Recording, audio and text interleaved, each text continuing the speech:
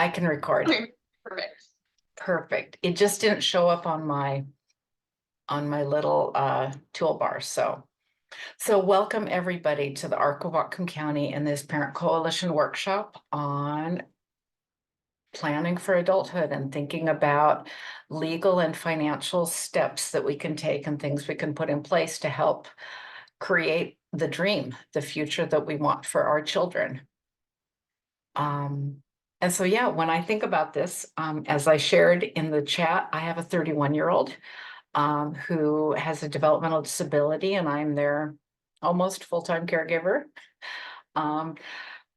20 years ago, when I started volunteering and doing work in the community, I had no idea where we were going and what was our dream. But I really want you to be able to think about today, what is your dream? And how near are you to that? And how do we get there? Part of thinking about that is absolutely acknowledging our fears and our concerns. And we want to avoid the nightmare. We want to do everything we can to stay away from things that will limit our opportunities, and things that will hold us back in some ways of supporting our family members as they go through all the stages of their lives. So tonight, we want to think about the supports that are available to help our family members with developmental disabilities in making decisions and being part of those decisions and being supported by the decisions that we can make as well. And it is really hard in many times with the urgency and the things that come up in our life to think about the future. And I know that for me as a parent, I get hung up in the day-to-day and the immediacy of, I need to get these grocery items. I've got to take care of this thing. I just set up a meeting with the DDA case manager on Monday, and I'm trying to rearrange my whole schedule. I don't always think about a year down the road or a decade down the road. But our ability and everybody's ability to make decisions do change across our lifetime. And people with intellectual and developmental disabilities do have the capacity for decision making, even in small and simple ways. So planning for the future and thinking about what the dream can look like, I really want to encourage you all to know that people with intellectual and developmental disabilities do have the same right to make decisions about their lives as people without disabilities. There is from the United Nations, there's something called the Convention on the Rights of People with Disabilities, or maybe it's with disabled persons.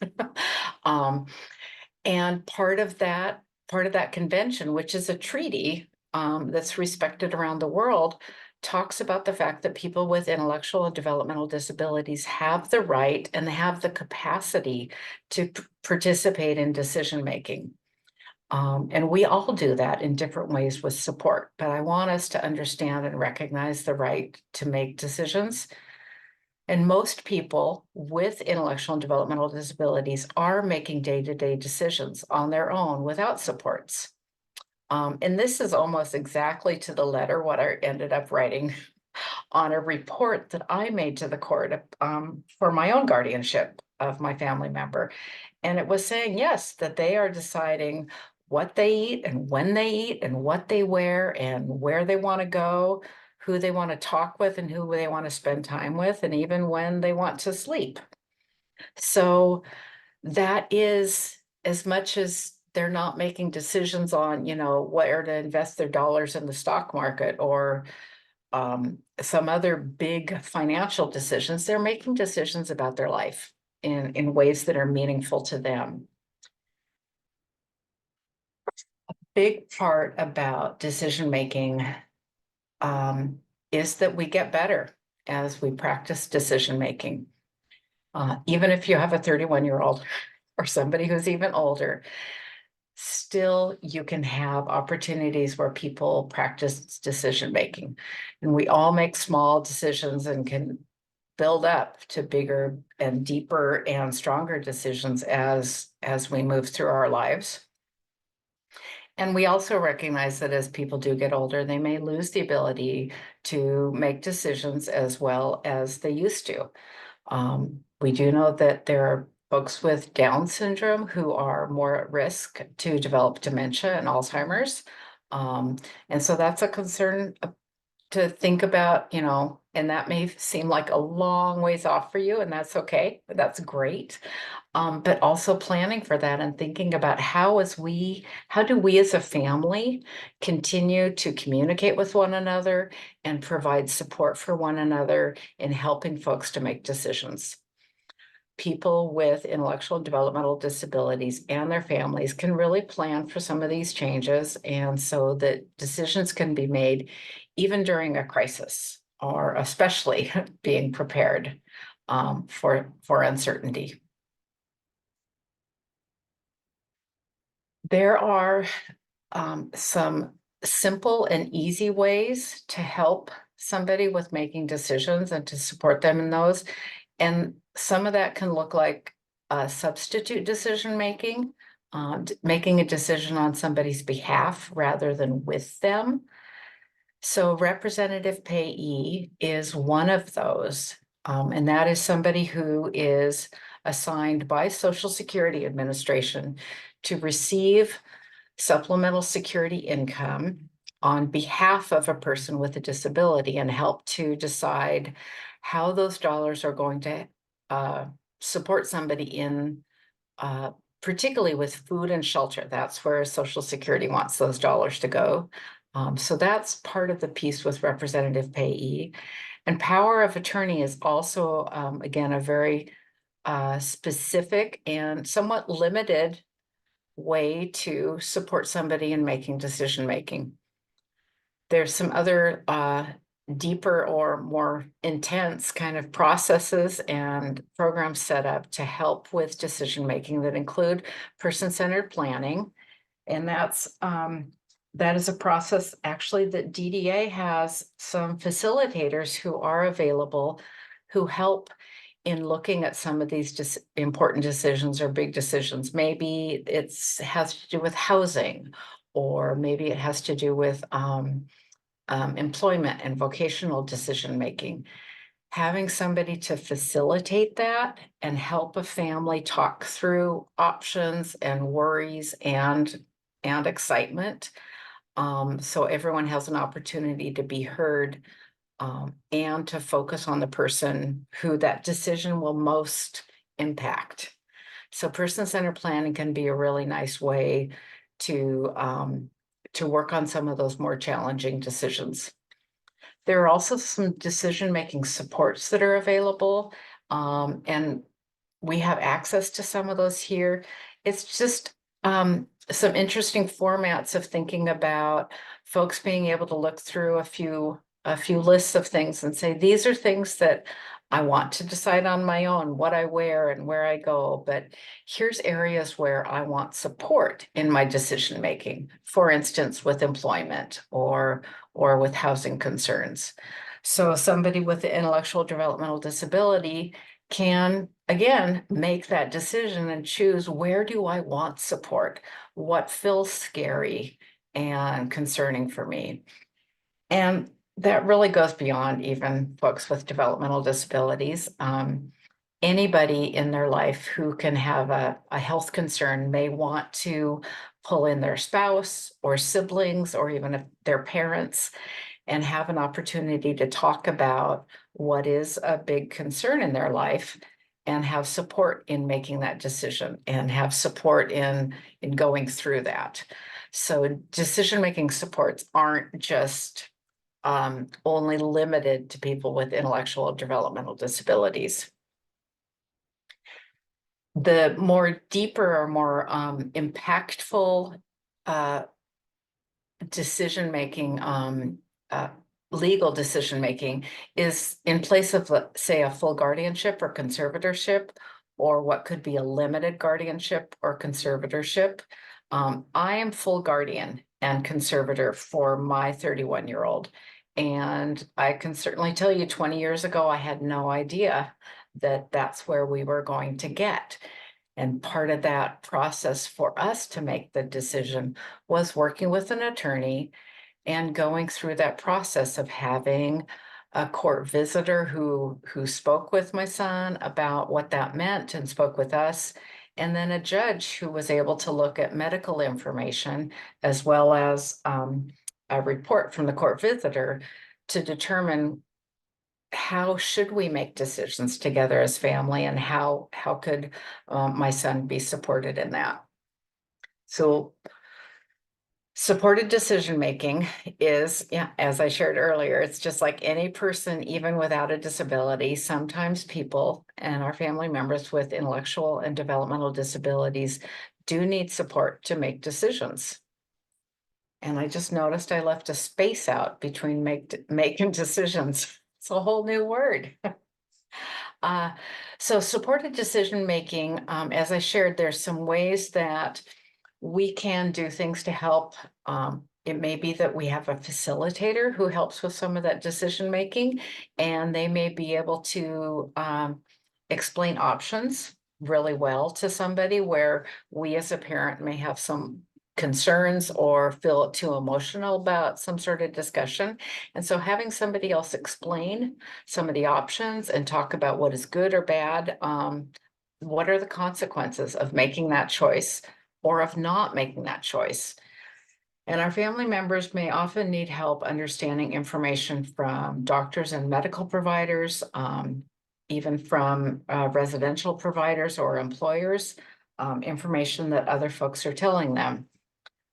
One of the things that happens often with medical and dental providers is they want to do something called informed consent.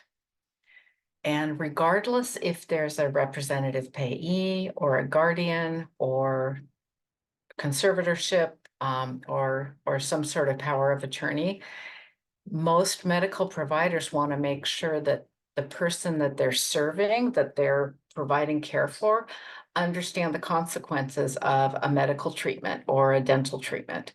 And so they will still expect and assume that they want to give some information to this patient so that the patient can consent, that they have information that helps them understand that they could say no to this treatment, they can say yes to this treatment, and what are the things that could happen if they say yes or no to that.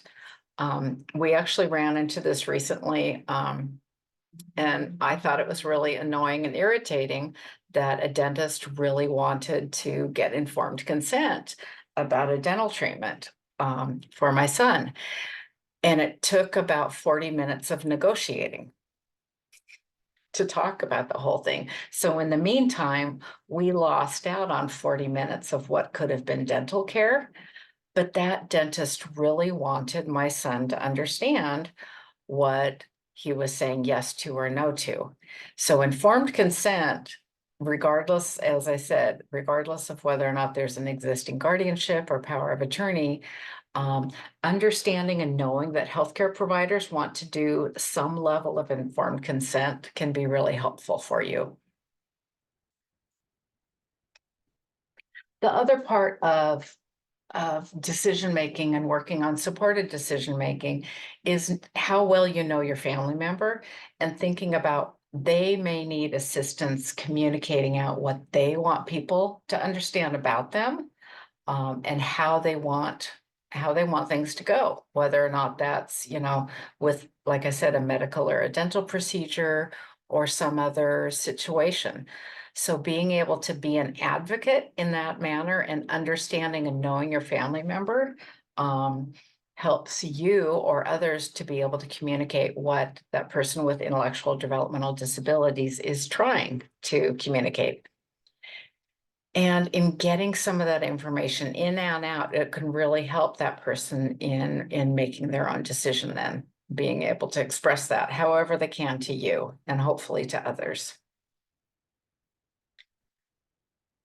So as much as we plan for so many things in our lives, unexpected things do come up. And those things can really play a role in, impacting our ability to make decisions. So when we don't have plans in place, that can limit your options as well. So I think this piece about trying to have some conversations and some communication before a crisis to really make sure that that person's choices are respected. So with my son, one of the things we've talked about is his sensory needs when he's at a medical or a dental appointment, and some of those things then that I can be his advocate about. So we've talked about that of how I can speak up for him on his behalf and what he is comfortable having me share or what he wants to be able to try to share with those providers as well. So asking him what kind of help, yeah, what does that help look like? Not only what does that help look like, but who do you want to help you? Do you want it to be mom or dad? Do you want it to be somebody else? Um, and that changes over time. Who your family member, who they feel can be the best advocate and who they trust at that time. So doing what you can to use that then to support them, and they get better and better at being able to communicate that. So this might feel difficult as a parent. There's so many ways that we have to support our family member, and we've made hundreds or millions of decisions that have helped them survive to this point in their lives. There are decisions and things that we have done that have helped our children not only to survive but to thrive. And that kind of experience that you've had as a parent, um, and understanding the moments where we've been in a panic, um, and had that fear, it's hard to step back from that.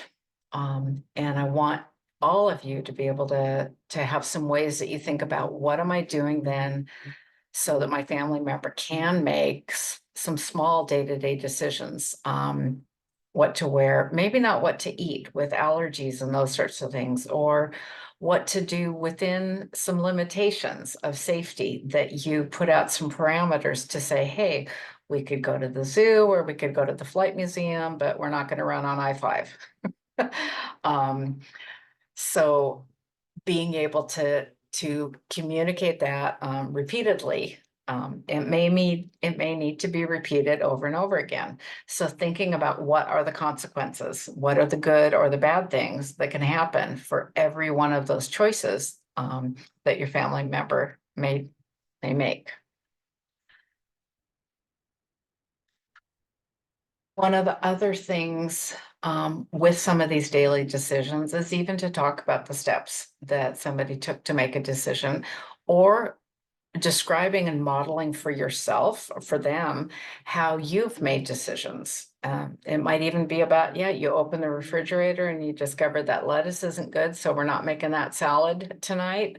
And so that's why I ended up making these other decisions about you've got a fruit salad rather than a green lettuce salad.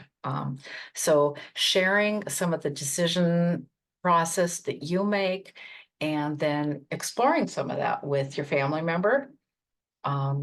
So thinking about the decisions that they can make on their own or with support and offering them the opportunities to gain some more experience with that. One of the other ways that's really fun, I've discovered about assistive technology in using that to help build decision making and communication skills, because communication is part of how we're going to be able to be more and more successful about decision making. There are some really great phone apps that can be used for communication. And I've been learning a little bit more about a few devices or a few phone apps that I've just thought were really great. If thinking about assistive technology feels awkward, or you feel like, oh, I've already got enough technology in my life, there are things about assistive technology that can actually make things so much easier. And it's not just like reminders or timers or alarms or things like that. I discovered something recently called, what was it? It was, I'm gonna have to look it up and send you, I'm sorry. that I can't remember the name right now. But I typed into this app, and not only did it give me options for how to break down tasks and help with some of my decision making, it also gave me different ways to communicate information, as well as some ways to help make a decision. I could type in, say, for instance, for a recipe, you could type in some of the ingredients that you have, and it would help come up some options for things that you could cook. Um, and I'm sorry I don't have that right in front of me. I just learned about it the other day. But using assistive technology in helping to build success and that independence. This is another way that your family member can learn information and can get some communication to them that helps inform them and then builds their independence in that decision making. Additionally, there's a lot of online and electronic ways to create some supported decision-making agreements and to help to set out plans for somebody's life. So there's a National Resource Center on supported decision-making that has some really great tools and information for folks. And then there's something at the ARC of the US called A Letter for My Doctors that also has some great information on it and some examples of what it looks like to have a decision-making agreement. Who are the people that I want involved with me in that decision-making? And who are people I don't want involved even? So that's a way for your family member to feel like they have some choice and control in this and have communicated their needs early on. So earlier in the slideshow, I showed you a list of some options that included representative payee and power of attorney for healthcare.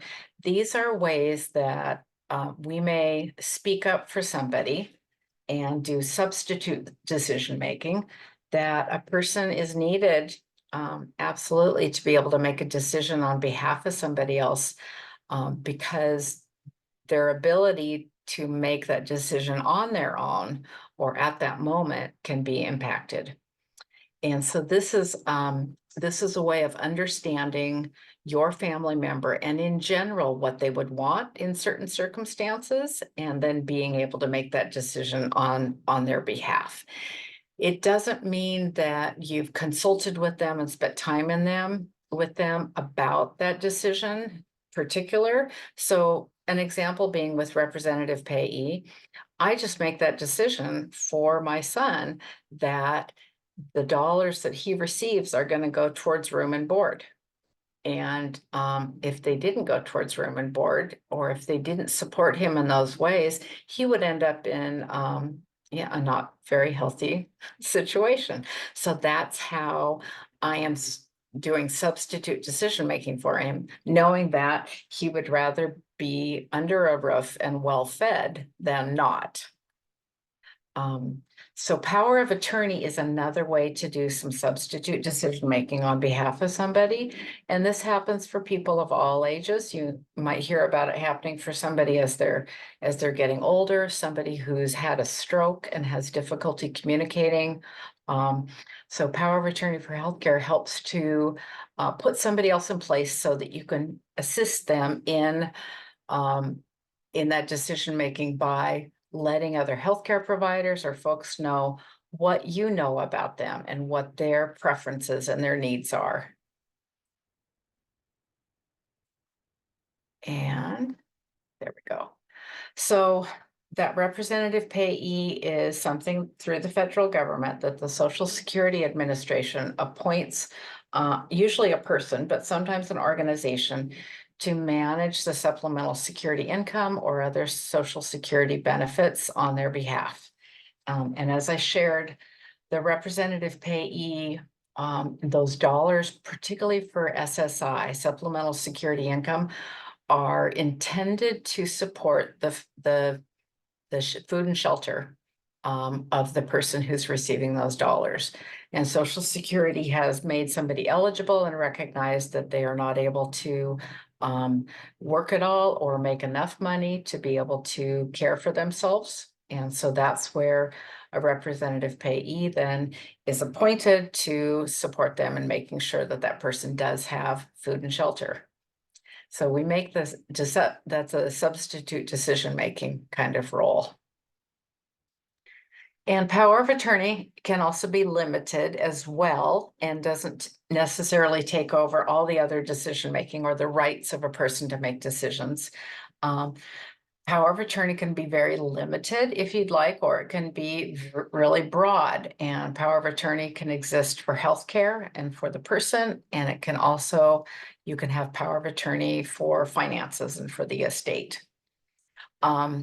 The difficulty that I think of about power of attorney is that it expects that, and it assumes that the person who has signed power of attorney, the person with the intellectual developmental disability who has signed their power of attorney over to you, is competent to decide who can be their power of attorney. So if my son had assigned power of attorney to me and then got mad at me and decided he didn't like that anymore, he could then revoke it. He could turn around and say, nope, Beverly is no longer my power of attorney, and I'm going to assign it to this really nice person that I met down at base camp and who promised me that they would take care of me. So the difficulty with power of attorney is that somebody could be exploited. Somebody could be taken advantage of. And that's, I don't know who your what your family members sophistication is about other people. That is something absolutely to be able to look at and think about with power of attorney. And this is where it was really helpful for me to go through the full guardianship process and recognize how vulnerable my son is to exploitation. So we did not end up doing power of attorney for him. There are really easy ways to do power of attorney, and there's a website called Washington Law Help that has instructions and the forms that are available for free. There's a lot of information on that on the website. In fact, Washington Law Help has been really nice, easily understood language for me. I'm not an attorney. I don't want to be an attorney, but I can find information that helps me understand what is going on with some of these pieces of decision making. So as I shared, the forms are available for free.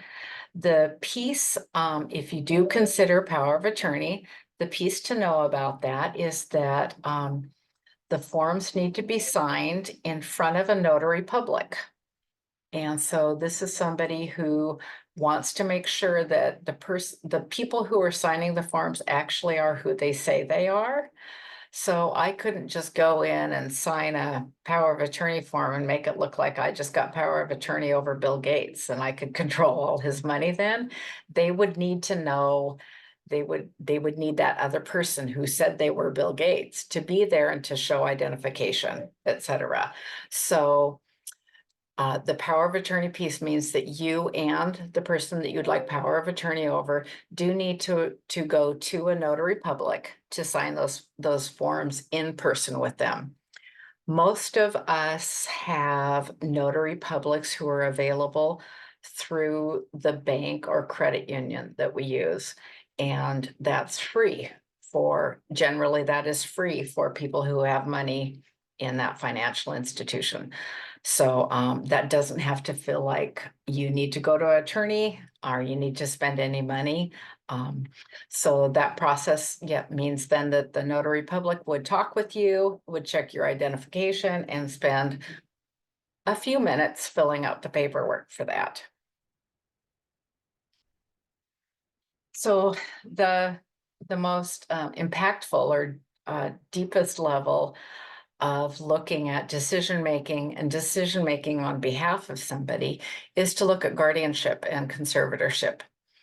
Guardianship is considered a very restrictive option And the courts do look at that idea of competency or capacity. Can this person actually make decisions that would support them, or are they at risk in some ways, of not being able to take care of themselves? So even though I said earlier that the United Nations has this charter on the rights of disabled people, guardianship still recognizes that there is competency and capacity to make some decisions, but that other decision making in some circumstances could put somebody at risk. So the guardianship process is not as complicated to go through as it used to be. You don't have to get an attorney. So that's one of the myths I want to dispel, is that we actually have paperwork and processes that people can go through that themselves to complete the paperwork and begin that process.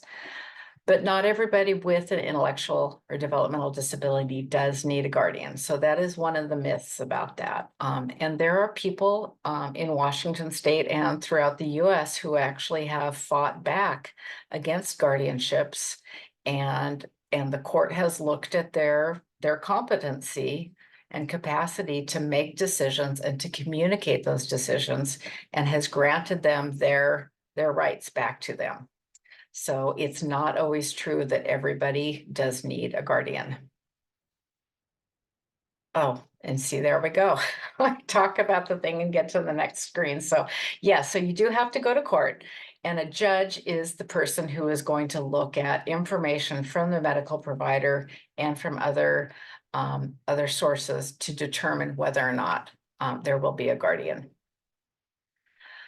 Another myth is that parents of children are automatically then become the guardian of their child when their child turns 18.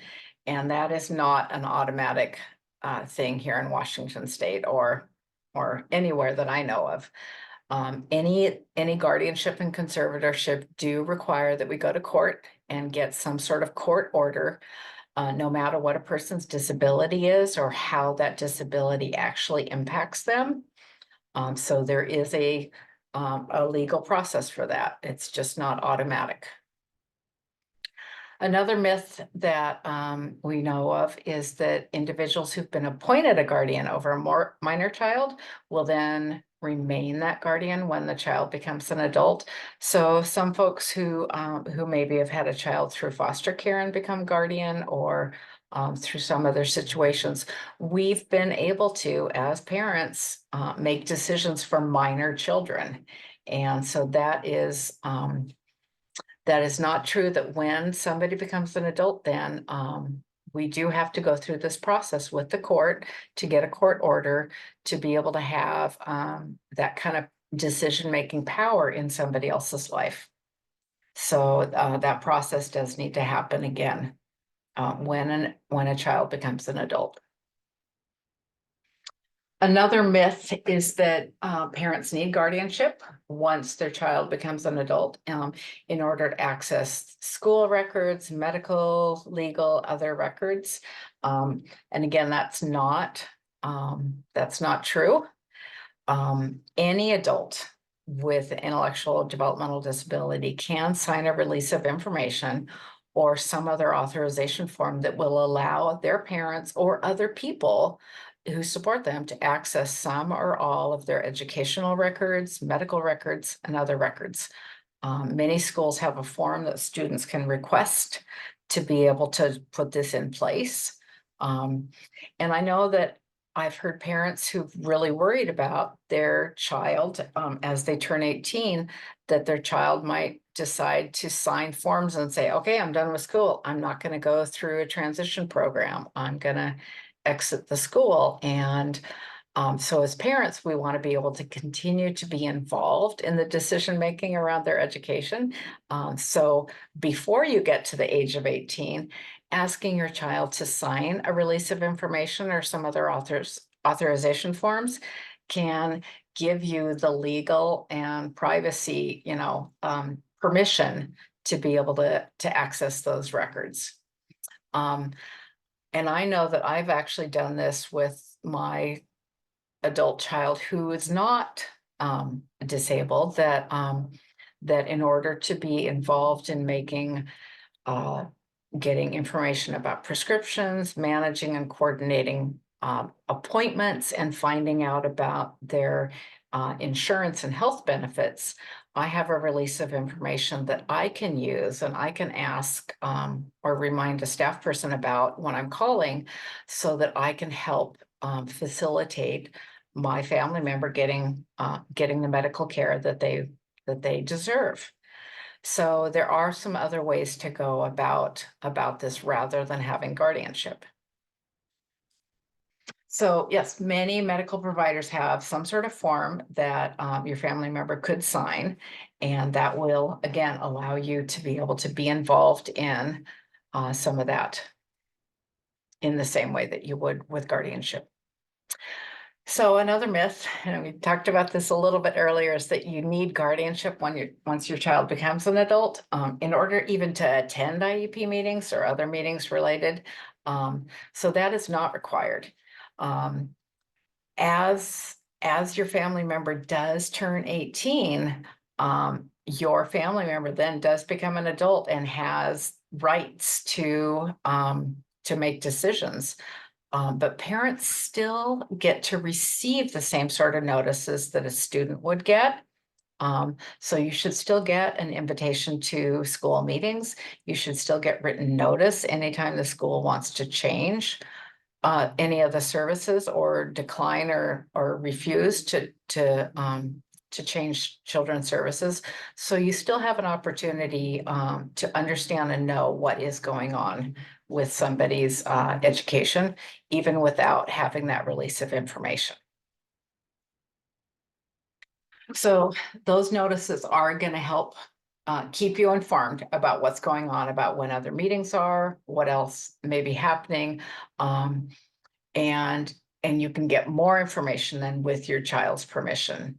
So finding out more about any changes that might be coming up with our AAP, and being able to talk with your family member even well before they turn 18 about continuing to be involved and make decisions with them, um, helps them to understand what can happen when they turn 18, that they still have support as well. Uh, so you do not need guardianship to go to medical appointments or any other meetings with an adult child. And you can attend medical appointments and other meetings with a parent or with another support person. Another myth about guardianship is that if you have guardianship and conservatorship, it will protect your family member from financial abuse or physical abuse or any other kind of abuse or exploitation. And that would be really nice. But having a guardian does not stop your family member from maybe giving money away or engaging in risky behaviors, getting arrested, being injured in some way, or being taken advantage of. So while guardianship allows you to take legal action on behalf of your family member after any sort of difficulties, um, parents and other support people can also support, yeah, that person with the intellectual and developmental disability to take their own legal actions, or have a person sign a power of attorney over for the limited purpose of taking some sort of legal action. So there are some other ways to go about a response to if there've been some sort of difficulty where somebody was taking advantage of. I know that I'd heard one story of a family talking about how their family member had been signed up for a cell phone plan that was kind of expensive.